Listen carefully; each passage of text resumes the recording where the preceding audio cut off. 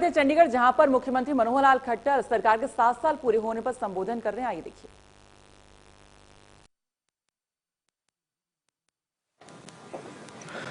सभी मेरे देवतुल्य कार्यकर्ता बंधुओं व आज इस वीडियो कॉन्फ्रेंस से जुड़े हुए सभी मेरे आत्मीय भाइयों बहनों, जैसा हमको मालूम है कि भारतीय जनता पार्टी की हरियाणा की सरकार अपने ठीक 7 वर्ष पूर्ण कर रही है। पहली टर्म 5 साल की 2014 से 2019 तक और अब 2019 से बाद 2 साल की ये टर्म, ऐसे कुल 7 साल के कार्यकाल में हम लोगों ने जन सेवा के नाते अभूतपूर्व कार्य किए हैं। आपको ध्यान में है कि 2014 में जब देश में माननीय प्रधानमंत्री श्री नरेंद्र मोदी जी की सरकार चल रही थी और उन्हीं के आह्वान पर, उन्हीं के निर्देशन में हरियाणा में पहली बार भारतीय जनता पार्टी की सरकार बनी और जिस प्रकार से हमने उस समय अपने वायदे किए थे, हमने एक साफ सुथरी सरकार देने की बात कही थी, ठीक उसी प्रकार 2014 की सरकार बनने के बाद हमने उन सब कामों को शुरू किया। मुझे याद है 25 दिसंबर 2014 जब पहला सुशासन दिवस इस रूप में हमने मनाया, हमने बहुत सी बातें उस दिन लागू की थी। हमने सीएम विंडो लागू की, हमने ई गवर्नेंस के कई विषय लागू किए और ये आश्वासन दिया कि हम एक पारदर्शी सरकार चलाएंगे जिसमें करप्शन का कोई स्थान नहीं होगा और विकास के नाते पूरे प्रदेश में एक जैसा विकास ही हम करेंगे। पूर्व की सरकारों के भांति किसी ने अपना जिला छांटा, किसी ने अपनी विधानसभा को अपना प्रदेश मान करके वही काम कराते रहे। कभी भी संपूर्ण हरियाणा के विकास की बात कभी किसी ने सोची नहीं और उस अनुसार अपने काम शुरू किए।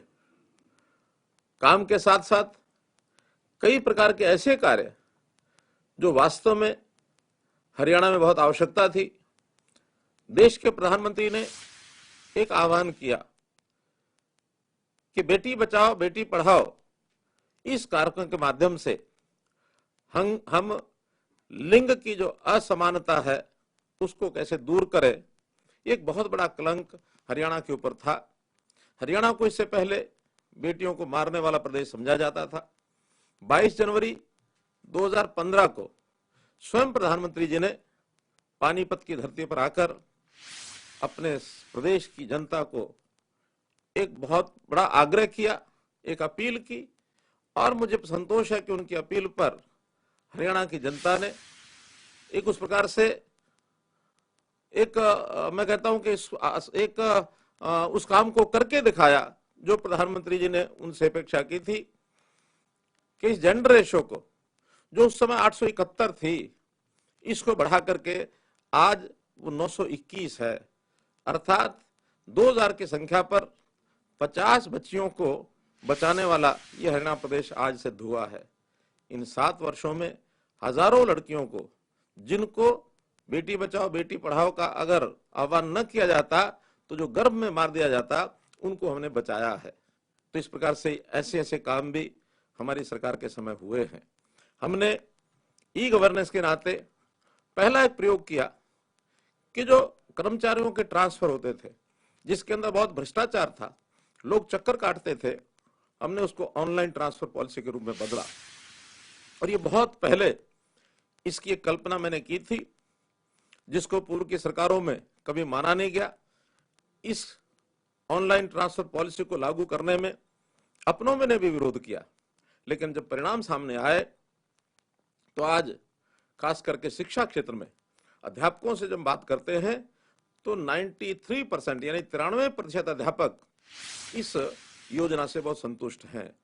अब ये शिक्षा के अलावा भी अन्य विभागों में हम ऑनलाइन ट्रांसफर को लागू कर रहे हैं। सभी कर्मचारी इससे बहुत प्रसन्न हैं। बात आती है नौकरियों की।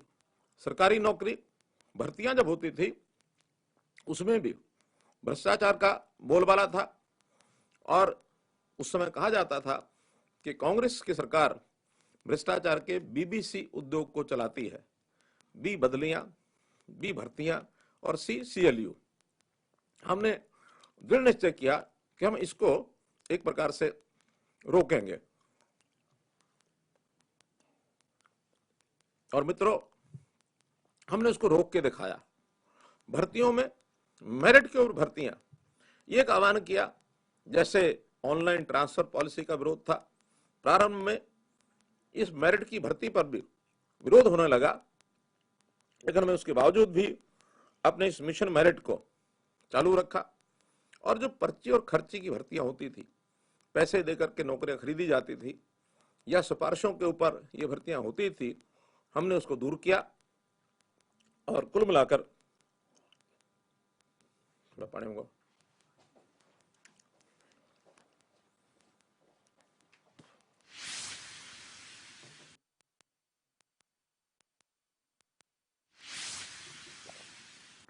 मित्रों, कुल मिलाकर आज यह संतोष है कि पूरे हरियाणा में ऐसे गरीब परिवार, पिता रिक्शा चलाते हैं, बेटा एचसीएस बन गया।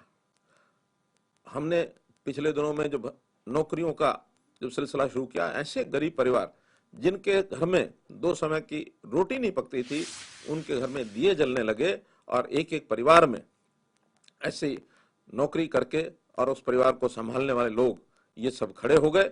और आज हरियाणा में एक माहौल बना है कि विद्यार्थी जो पहले पढ़ने में संकोच यानी जाता नहीं था, पढ़ाई पर विश्वास उठ गया था, कोचिंग सेंटर में आज भीड़ लग गई है।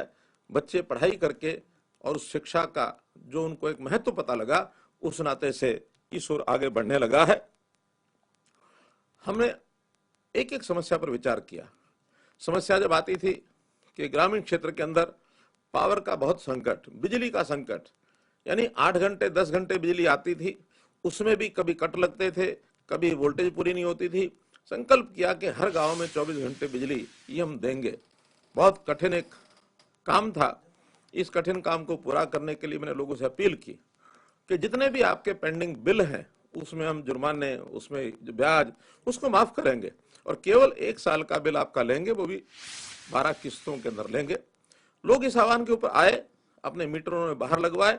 आज मुझे खुशी है कि हरियाणा के 6700 में से 5600 गांवों के अंदर आज 24 घंटे बिजली ये पहुंच रही है।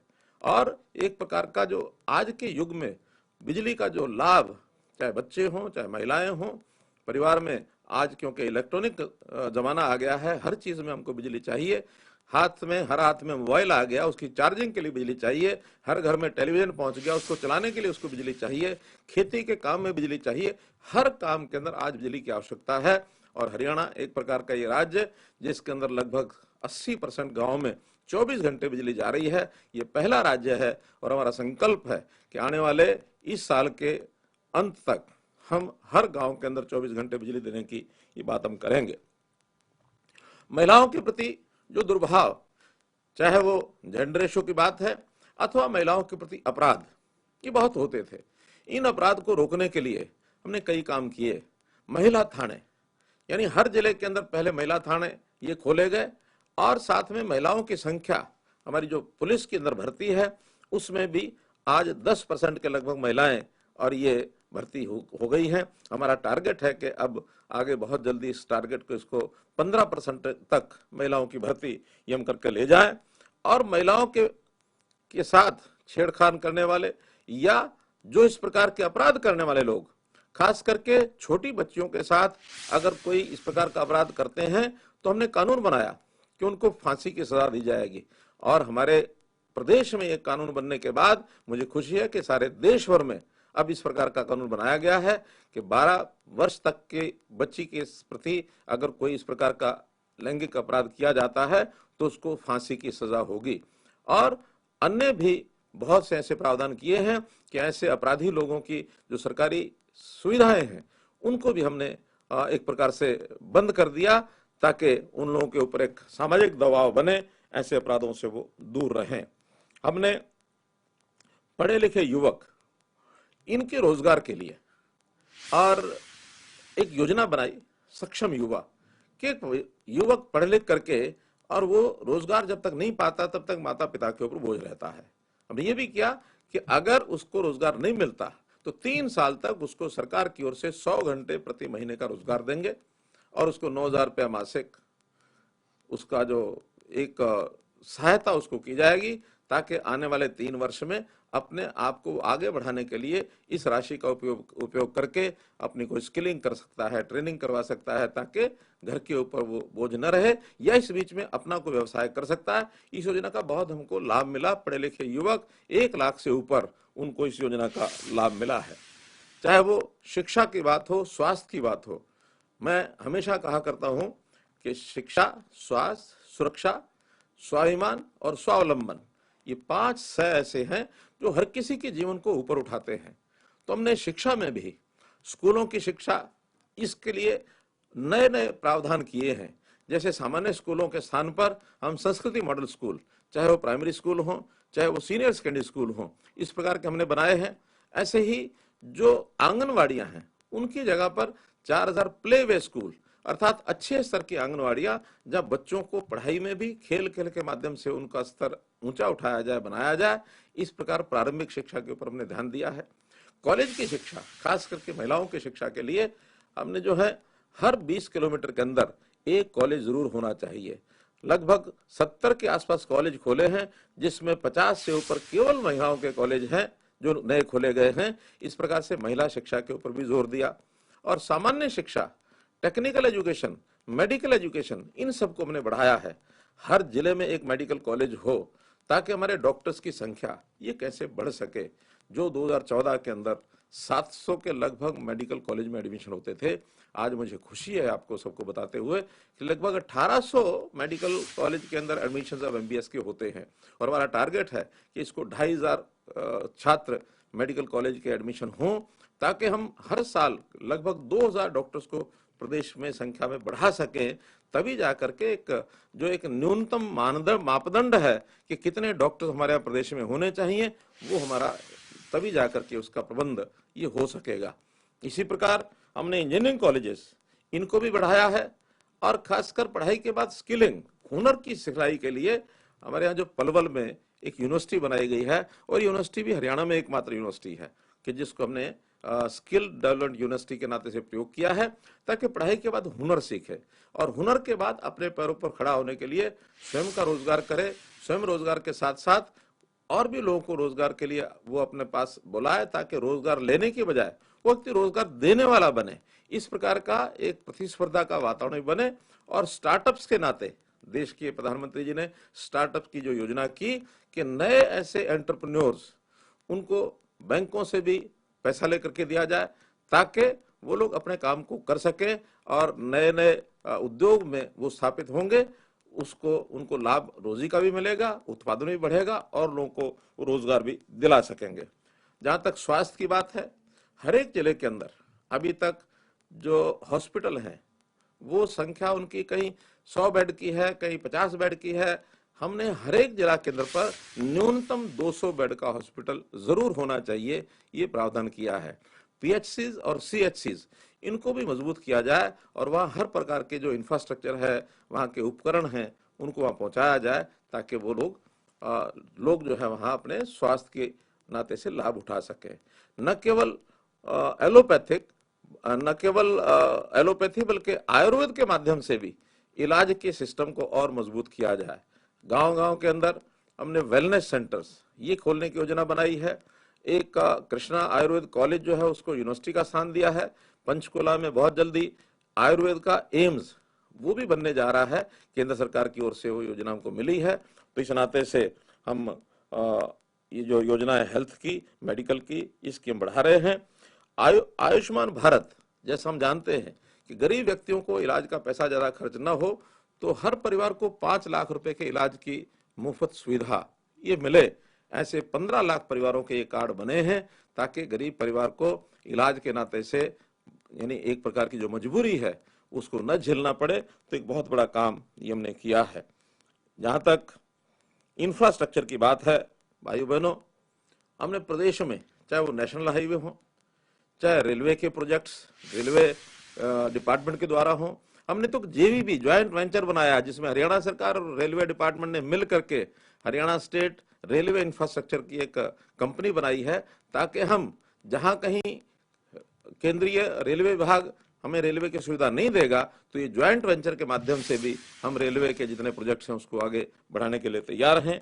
केएमपी ये ऐसा मार्ग है दिल्ली के एक प्रकार से उसको घेरते हुए एक 85 किलोमीटर का लंबा ये जो मार्ग, 135 किलोमीटर का ये लंबा जो मार्ग है, इसको यानी बनाकर बहुत सालों से अटका हुआ एक प्रोजेक्ट था, इसको हमने बनवाया है। इससे बहुत बड़ी सुविधा हरियाणा के सब लोगों को हुई है। दिल्ली अंदर न जा करके उसके बाहर बाहर ही लोग आ सकते हैं।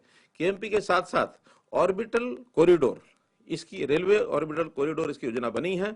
बहुत जल्दी प्रधानमंत्री जी इसका भी आकर के शिलान्यास करेंगे, ऐसा मैंने उनको निवेदन किया है। हमारे यहाँ मेट्रो, चाहे वो फरीदाबाद में, चाहे वो गुरुग्राम में, अथवा बहादुरगढ़ तक, अथवा कुंडली तक, ये सब प्रोजेक्ट्स भी नए बने हैं। इसका आगे विस्तार, इसकी भी बातचीत चल रही है, डीपीआर इसकी बन रही है कि और आगे भी इसका विस्तार मेट्रो का किया जाए। गुरुग्राम के शहर के अंदर मेट्रो, इनकी योजना पूरी बन गई है ताकि शहर में मेट्रो का विस्तार हो और उसको द्वारका रेलवे स्टेशन तक भी जोड़ा जाए। एक rapid railway transport service RRTS जो निमराना तक, राजस्थान तक जाएगी, इधर पानीपत और करनाल तक जाएगी, ऐसी दोनों रेलवे लाइंस का डीपीआर इनकी बन चुकी है। इस पर बहुत जल्दी जो है काम ये शुरू होने वाला है। जहां तक शहरों का विकास है, शहरी विकास, ये भी हमारे बहुत ही प्राथमिकता के तौर पर चल रहा है। हमारे बहुत शहर तो एनसीआर प्लानिंग बोर्ड के अंतर्गत काम कर रहे हैं, एनसीआर क्षेत्र में आए हैं।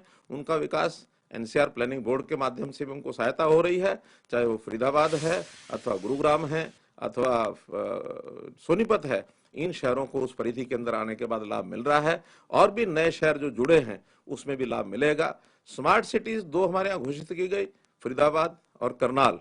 इसी प्रकार गुरुग्राम को भी हमने स्मार्ट सिटी के दर्जे में रखा है। ये सब स्मार्ट सिटीज बन रहे हैं। इन बड़े शहरों की अलग से डेवलपमेंट अथॉरिटी वो भी हमने बनाई है, जिससे वहां के विकास के काम में तेजी आई है। गुरुग्राम में जैसे गुरुग्राम डेवलपमेंट अथॉरिटी है, इसी प्रकार से फरीदाबाद मेट्रोपॉलिटन डेवलपमेंट अथॉरिटी है, पंचकुला में पीएमडीए है।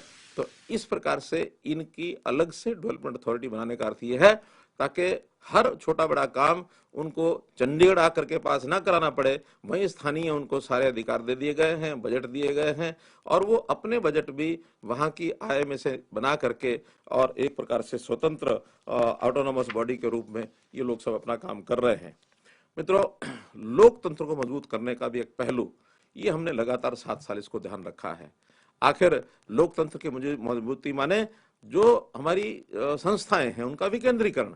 पंचायती राज संस्थाओं के अंतर्गत हमारी पंचायतें हैं, चाहे हमारी पंचायत समितियां हैं, जिला परिषद हैं, नगर निगम हैं, नगर परिषद है, नगर पालिकाएं हैं, इनको ज्यादा ज्यादा अधिकार दिए जाए, इनके बजट बढ़ाए जाए और इनकी चुनावी जो स्वतंत्रता है, ऑटोनोमस बॉडीज का करेक्टर है, वो हमने बनाया है।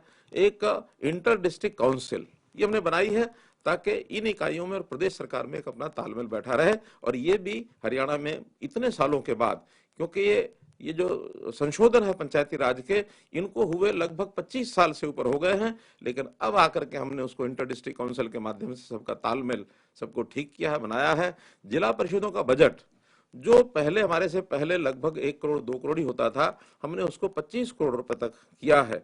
तो एक सब संस्थाओं को काम करने का एक मौका अच्छा मिले। पंचायतें हमारी पढ़ी लिखी, यानी ये प्रावधान हमको करते समय सुप्रीम कोर्ट तक लड़ाई लड़नी पड़ी और सुप्रीम कोर्ट में आखिर जब निर्णय हुआ तो उनका कि ये प्रावधान न केवल हरियाणा में बल्कि इसके प्रावधान बाकी प्रदेशों को भी सोचने चाहिए ताकि वहां भी ये लागू किए जा सके। तो ऐसे एक जिम्मेवार पंचायत के नाते से काम करने की एक सबको एक अवसर मिला है। और पढ़ी लिखी पंचायतें इंद्रधनुष जैसी स्कीमें, यानी 7 पॉइंट प्रोग्राम बना करके उनकी प्रतियोगिताएं कराई और गांव के अंदर विकास, ये इस 5 वर्षों के अंदर 7 वर्षों के अंदर बहुत बड़े लेवल तक विकास हुआ है। हमने गांव के बजट बढ़ाए हैं, गांव की गलियां हो, नालियां हो, पानी की पाइपलाइन हो, तो इस प्रकार से उनके बजट आज इतने हैं कि गांव के लोग भी सामान्यतः जब जाते हैं तो पूछते हैं कि इतना पैसा ये कहाँ से आ रहा है। इस पैसे को देने में केंद्र सरकार का भी योगदान है, हरियाणा की ओर से भी हम जो अपना स्टेट जो फाइनेंशियल का जो हमारा उसका जो हिस्सा है एसएफसी स्टेट फाइनेंस कॉरपोरेशन के माध्यम से, ऐसे ही सेंट्रल फाइनेंस कमीशन के माध्यम से ये पैसे दिए जाते हैं। और हर इकाई अपना स्वयं की भी इनकम कैसे बढ़ा सके इसके लिए भी उनको सुझाव दिए जाते हैं। हमारे जो रजिस्ट्री होती है उस रजिस्ट्री पर स्टैंप ड्यूटी पहले नहीं दी जाती थी ग्रामीण क्षेत्र को, अब ग्रामीण क्षेत्र को भी मिलती है, शहरी को तो मिलती है। ऐसे कई प्रकार के जो इनकम के साधन हैं ये हमारे पंचायती राज व्यवस्था में ये हमने बनाए हैं। हमने जो मेयर का चुनाव शहरों में डायरेक्ट चुनाव कराया है, भ्रष्टाचार कैसे कम हो इसका एक एक आयाम हम ध्यान करते हैं। ऐसे ही ओबीसी के जो प्रतिनिधि चुने जाएं उनके लिए हमने 8% का अलग से आरक्षण दिया है ताकि उनको भी एक प्रतिनिधित्व ठीक से मिल जाए। एक बड़ा काम किया हमने, राइट टू रिकॉल, जो बहुत बहस का एक मुद्दा था, वर्षों इस पर बहस चली, लेकिन हमने कहा नहीं, जिनको चुनने का अधिकार है उनको एक बड़ी अगर संख्या में लोग असंतुष्ट होते हैं अपने प्रतिनिधि से तो 75% 75% जनता अगर ये कहे कि न हमें इनको वापस बुलाना है तो उनको वापस भी बुला सकते हैं। ये कानून भी हमने हरियाणा में एक प्रगतिशील कानून जो है ये बनाया है। मित्रों, जहां तक किसानों का विषय है, किसानों के लिए कितने ही काम, चाहे उनके रेवेन्यू रिकॉर्ड्स को हो, चाहे उनकी फसल का बिक्री की बात हो, मंडीकरण की व्यवस्था हो, एफपीओज हो, प्रगतिशील किसान की बात हो, हर एक क्षेत्र के अंदर हमने काम किया है। और हमारे यहाँ किसान, अगर इस किसान आंदोलन के विषय को अगर हम एक तरफ करते हैं तो हरियाणा का किसान आसपास के प्रदेशों में सबसे ज्यादा खुशहाली का एक उसका स्थिति है बनी हुई और हर चीज की सुविधा हम उनको दिलाते हैं। मुआवजा का अगर बात आती है, कभी कोई खराबा हो जाए, फसल खराब हो जाए, वर्षा, प्राकृतिक आपदा, कोई भी ऐसा कारण बनता है तो सबसे पहले हरियाणा सरकार उनको मुआवजा पर्याप्त संख्या में और ठीक समय पर उनको उपलब्ध कराती है। याद है मुझे 2015 में सबसे पहले सरकार के बनते ही यानी लगभग 3-4 महीने के बाद ही उस समय एक ओलावृष्टि, अति ओलावृष्टि हुई, प्राकृतिक आपदा आई। उस समय का जो मुआवजा है हमने मई के महीने 2 महीने के अंदर अंदर मुआवजा दिया और मुआवजा भी यानी पर्याप्त संख्या, पर्याप्त मात्रा में मुआवजा दिया। पुरानी सरकारों की तरह नहीं कि 2 रुपए 3 रुपए के चेक मिलते थे, हमने तो शर्त लगा दी कि कम से कम हिस्सा भी अगर किसी का बनेगा तो 500 रुपए से कम नहीं बनेगा, न्यूनतम चेक उसको व्यक्ति को 500 रुपया जरूर ये मिलेगा। इस प्रकार से किसानों की फसल का हिसाब किताब, उनकी जमीन का हिसाब किताब, क्योंकि ये बहुत विवाद के विषय हमेशा बने रहते हैं, तो उसको ठीक करने के लिए इलेक्ट्रॉनिक तरीके से उसका रिकॉर्ड रखना, मेरी फसल मेरा ब्यौरा, एक ऐसी स्कीम हमने बनाई जिसमें हर किसान अपनी फसल की बुआई के समय वो अपना रिकॉर्ड तय करता है, बताता है कि मैंने ये फसल बुआई की है, ताकि कल को न बैंकों में कोई झगड़े पड़े, न उसकी प्रोक्योरमेंट में कोई झगड़ा आए, सीधे सीधे जो उसने बुआई की है उसकी मात्रा के हिसाब से उसकी प्रोक्योरमेंट वो मंडी में हो जाती है। एमएसपी केंद्र सरकार ने लगातार हर वर्ष हर फसल की एमएसपी उन्होंने घोषित की है और हमेशा ये ध्यान हमारा रहा है कि हरियाणा में ज्यादा से ज्यादा फसलों को हम कैसे एमएसपी पर खरीद सके। हरियाणा एकमात्र राज्य ऐसा है जहां 11 फसलों को हम एमएसपी पर खरीदते हैं और कोई फसल कहीं खरीदी नहीं जाती है। तो इस प्रकार से, बल्कि मैं कहूं कि पिछले साल में दूसरे प्रांतों ने भी हमारे यहाँ अपनी जिनस को, अपने प्रोडक्ट को स्मगलिंग करा करके और यहाँ उसका लाभ उठाया, यहाँ आकर के बेच गए। हरियाणा सरकार को उसका नुकसान भी हुआ। इस बार चूंकि बाजरा की फसल काफी खराब भी हुई है वर्षा के कारण से, उस खराबे के कारण से सरकार शायद वो न खरीद पाती, हमने उनके लाभ के लिए हर किसी किसान को, चाहे उसका बाजरा खराब है या अच्छा है, सबको 600 रुपया कुंटल के हिसाब से उनको भावांतर भरपाई योजना के माध्यम से भी दिया है। सब्जियों की अगर बहुत कीमत कम हो जाती है तो किसान वो सड़कों पर न फेंके, अपनी जो उसकी लागत है उस लागत के लिए हमने भावांतर भरपाई योजना सब्जी में और फलों में ये लागू की हुई है और उसमें हजारों किसानों ने उसका ये लाभ भी उठाया है। अपने प्रदेश में पानी का एक संकट है। पानी के संकट के लिए नारे सब बोलते हैं, लेकिन धरती पर, धरातल पर योजना बना करके लागू पहले कभी नहीं की। पानी सीमा है, क्योंकि हमारा स्रोत अपना पानी का नहीं है। हमें पानी या तो पंजाब के अंदर जो नदियां आती हैं उनके माध्यम से मिलता है या यमुना में से मिलता है। यमुना में भी कई प्रांतों का हिस्सा होता है। हमें सतलुज व्यास का जो झगड़ा है वो वर्षों से चल रहा है, उसको सुप्रीम कोर्ट के अंदर और एक प्रकार से अर्ली हियरिंग के माध्यम से जो 12 साल तक फैसला नहीं हुआ था, हमने आकर के वो फैसला कराया कि सतलुज लिंक के माध्यम से जो पानी है उस पर हरियाणा का अधिकार है, ये एस्टेब्लिश हो गया है। केवल अब वो लिंक नहर बनाने की बात है एसवाईएल की, उसका निर्णय जैसे ही सुप्रीम कोर्ट देगा, जिस एजेंसी को लगाएंगे उस एजेंसी के माध्यम से वो एसवाईएल नहर जरूर बनेगी। ये निर्णय अब सुप्रीम कोर्ट की ओर शेष है, वो बहुत जल्दी हमको देंगे। पानी की खपत जहां तक विषय है, फसलों में धान की फसल सबसे ज्यादा पानी पीती है, और धान की फसल पानी इतना पिए तो दक्षिण हरियाणा तक हम जितना पानी पहुंचाना चाहिए वो पहुंचा नहीं सकते हैं। हमने कहा कि धान को लोगों को कम करना चाहिए, फसल कम करनी चाहिए। मेरा पानी मेरी विरासत, इस योजना के माध्यम से प्रति एकड़ 7,000 रुपए का एक अनुदान या एक सहायता राशि जो धान को छोड़ेगा उसको हम देंगे। मुझे खुशी है कि पिछले वर्ष 1 लाख एकड़ के लगभग लोगों ने धान की बिजाई कम की और हमने उनको मुआवजा दिया है। आगे भी इस योजना को हम लागू रखेंगे।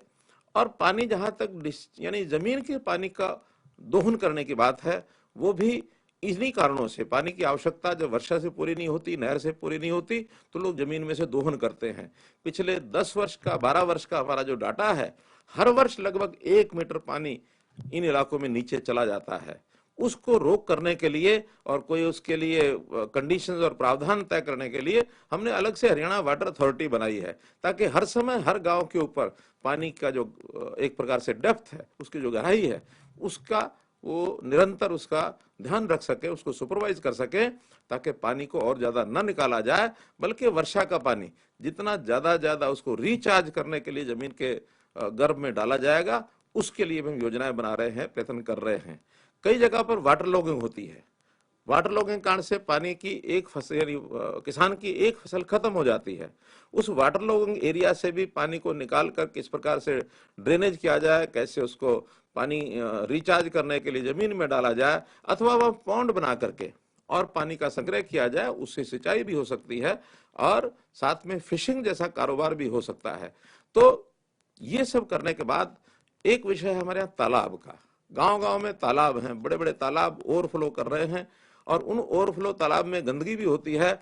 ऐसे तालाबों की व्यवस्था ठीक करने के लिए हरियाणा तालाब एक अथॉरिटी हमने बनाई है, हरियाणा पौंड अथॉरिटी। उस हरियाणा पौंड अथॉरिटी के माध्यम से 14,000 तालाब हैं, उनकी देखरेख निश्चित की जाएगी। जिस प्रकार की व्यवस्था उन तालाबों में करनी होगी, उस प्रकार की वो व्यवस्था वहां करेंगे। ग्रामीण क्षेत्र के विकास में जैसा मैंने बताया, वहां अतिरिक्त व्यायामशालाएं, योगशालाएं ये भी बनाई जा रही हैं। योगशालाएं, व्यायामशालाओं के माध्यम से गांव के परंपरागत खेल वो वहां खेलेंगे और साथ ही हर व्यायामशाला के साथ एक वेलनेस सेंटर ये जोड़ा जाएगा। जहां तक खेलों का विषय, क्योंकि ग्रामीण क्षेत्र के साथ खेलों का विषय मुख्य रूप से जुड़ा हुआ है, खेलों का इंफ्रास्ट्रक्चर ये भी हम पर्याप्त और ये ऐसा बना रहे हैं। और उसके अंदर जितने भी हमारे नर्सरीज हैं, खेल नर्सरीज, इनको पुख्ता किया जा रहा है। ग्राम स्तर के ऊपर, ब्लॉक स्तर के ऊपर और जिला स्तर के ऊपर स्टेडियम्स की व्यवस्थाएं ये भी कर रहे हैं। 22 जिला स्तर के स्टेडियम्स और 160 ब्लॉक स्टेडियम्स और इसी प्रकार से 2 हमारे स्टेट लेवल के स्टेडियम, ये सब इनका इंफ्रास्ट्रक्चर, इनकी मैन पावर, क्योंकि पहले बनाए तो गए लेकिन इनके यहाँ मैन पावर और इंफ्रास्ट्रक्चर का ध्यान नहीं रखा गया।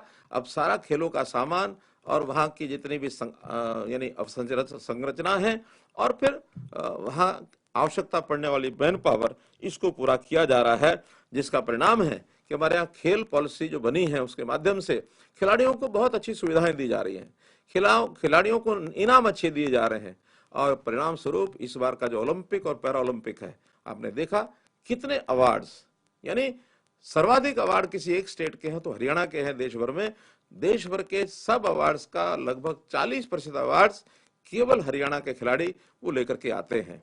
इस बार हमारा सौभाग्य है कि एक अंडर 19 वर्ष से छोटे बच्चों के, छात्रों के जो खिलाड़ियों के कार्यक्रम होते हैं, उसमें बड़ा कार्यक्रम है खेलो इंडिया। इस बार का जो राष्ट्रीय स्तर का ये कार्यक्रम खेलो इंडिया, ये हरियाणा के पंचकुला में हो रहा है। उसकी सब तैयारियां चल रही हैं और मैं आशा करता हूं कि उसमें भी हरियाणा के जो नौजवान खिलाड़ी हैं वो मेडल्स की संख्या वो अधिक से अधिक लेकर के आएंगे। मित्रों, ऑनलाइन व्यवस्थाएं, यानी भ्रष्टाचार को यदि रोकना है तो ऑनलाइन व्यवस्थाओं को भी हमने बहुत महत्व दिया है ताकि व्यक्ति सामने ना आए, बल्कि ऑनलाइन टेक्नोलॉजी के माध्यम से चीजें लोगों को जो है डिलीवरी हो, ताकि भ्रष्टाचार रूपी जो एक राक्षस है इसको कैसे मार सके, कैसे इससे हम छुटकारा पा सकें। तो इसके लिए सबसे पहले जैसे मैंने बताया सीएम विंडो, लगभग 9.5 लाख एप्लीकेशन इन 7 सालों में सीएम विंडो पर आई है। और उसमें मैं ये तो दावा नहीं करता कि 100% लोग उससे प्रसन्न होंगे, लेकिन बड़ी संख्या में लोगों के जो काम हुए हैं वो सीएम विंडो के माध्यम से हुए हैं। लोगों की जो भागदौड़ है, ये मंत्रियों के पास जाना, विधायकों के पास जाना, मुख्यमंत्री आवास पर जाना, कार्यालय में जाना और डीसीज के चक्कर लगाना, इसकी बजाय थोड़ी सी समझदारी से काम लेने पर अब सीएम विंडो में जब शिकायत लगाई जाती है तो क्षेत्र में जो लोग हल करते हैं वो शिकायतकर्ता को और एमिनेंट पर्सन, आप लोगों में से बहुत से एमिनेंट पर्सन बने हुए हैं, उनको बुला करके उन समस्याओं का और हल किया जाता है। और मैं समझता हूँ इससे जनता के लोग बहुत संतुष्ट हैं। उनको भागदौड़ खर्चा करना, समय लगाना, इससे उनका बचत होती है। हर बात को वो सीएम विंडो पर डाल सकते हैं। इसके लिए हमने जगह जगह जो कंप्यूटर सेंटर्स बनाए हैं, अटल सेवा केंद्र गांव में बने हैं। लगभग 20,000 अटल सेवा केंद्र हैं जिनको हम सीएससी कहते हैं। ऐसे 20,000 की संख्या है। साथ में 117 जगह ब्लॉक लेवल पर, सब डिवीजन लेवल पर अंत्योदय केंद्र, सरल केंद्र, ये भी हमने बनाए हैं, जिसमें सरकारी 42 विभागों की 580 योजना ऐसी हैं जिनका लाभ सीधा सीधा और इन केंद्रों पर जा करके फॉर्म भरने से किया जा सकता है। ऐसी सेवाओं का लाभ सबको मिले, उचित व्यक्ति को, पात्र व्यक्ति को मिले। अभी 2 दिन बाद 1 नवंबर से हमने लागू किया है कि ये सब सेवाएं परिवार पहचान पत्र यानी फैमिली आईडी के माध्यम से मिलेगी, ताकि जो व्यक्ति पात्र है उसको सेवा जरूर मिले और जो पात्र नहीं है वो इस सेवा का लाभ न ले सके। इस प्रकार की भी योजना हमने बनाई है। सेवाओं के काम में एक प्रावधान है राइट टू सर्विस, सेवा का अधिकार। इसमें हर एक सेवा के लिए समय निश्चित किया गया है कि जनता को, किसी भी विभाग को सेवा देने का ये निश्चित समय है। उस समय में कर्मचारी अधिकारी को सेवा देनी पड़ती है, लेकिन कहीं कहीं अभी भी उसके अंदर कुछ शिकायतें हमको मिलती हैं। एक नया प्रावधान हमने किया है कि निश्चित दिन में अगर वो सेवा न दी गई तो फिर कंप्लेंट करने के लिए उपभोक्ता को, किसी नागरिक को कोई शिकायत नहीं करनी, बल्कि वो ऑटो अपील सिस्टम, आस एक प्रोग्राम बनाया है, उस ऑटो अपील सिस्टम के माध्यम से, और वो अपने आप उसकी अपील हो जाएगी। जिस अधिकारी को अपील होगी, अगर वो 30 दिन में नहीं करता है तो फिर अगर अपने आप उससे ऊपर के अधिकारी के ऊपर अपील चली जाएगी और फिर नीचे के जो लोग काम करने वाले जिन्होंने नहीं किया उनके खिलाफ कार्रवाई भी की जाएगी। तो मित्रों, एक बहुत अच्छा ये प्रोग्राम बनाया है ताकि सिटीजन को, किसी भी उपभोक्ता को, किसी भी जिसको सेवा चाहिए उसको परेशानी ना हो, बल्कि अपने आप सिस्टम में ये सब चीजें चली जाए। जहां तक नई भर्तियां या नए सरकारी नौकरी लेने का विषय है, कितनी प्रकार की नौकरियां निकलती हैं। जो अभ्यर्थी है उसको बार बार पंजीकरण करना पड़ता है, बार बार फीस देनी पड़ती है और बार बार प्रतीक्षा करनी पड़ती है कि मेरा रोल नंबर आएगा, मेरा इम्तिहान होगा। हमने इसके लिए एकल पंजीकरण व्यवस्था की है। एक बार पंजीकरण कराना है और उस पंजीकरण के माध्यम से उसको परीक्षा देनी है और 3 साल तक जो परीक्षा वो देगा, ग्रुप सी की और ग्रुप डी की, उसकी जो मेरिट है 3 साल तक मेंटेन की जाएगी। उस मेरिट के आधार पर ही 3 साल में कभी भी उसको नौकरी के लिए योग्य होगा तो उसको नौकरी मिलेगी। हाँ, अपनी मेरिट को, अपने परीक्षा परिणाम को सुधारने के लिए वो 3 साल में सुधार भी सकता है, ताकि उसका जो मेरिट का क्रमांक है वो उसको ऊंचा उठाना है तो उससे ऊंचा उठा सकता है।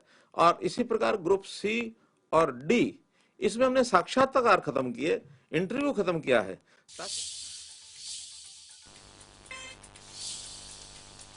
तो आप सुन रहे थे मुख्यमंत्री को किसानों की फसल एमएसपी पर खरीदी जा रही है, किसानों को फसल का अच्छा भाव मिल रहा है, तमाम योजनाएं लाई जा रही जिससे आम जनता को लाभ मिल सके। फसल नुकसान की भरपाई अब तुरंत होती है, सीएम ने जिक्र किया। मेरी फसल मेरा ब्यौरा से किसानों को फायदा हुआ है, एमएसपी पर फसलें खरीदी जा रही हैं। बेटी पढ़ाओ बेटी बचाओ अभियान चलाया जा रहा है, जिससे बेटियों को आगे बढ़ने का मौका मिल रहा है।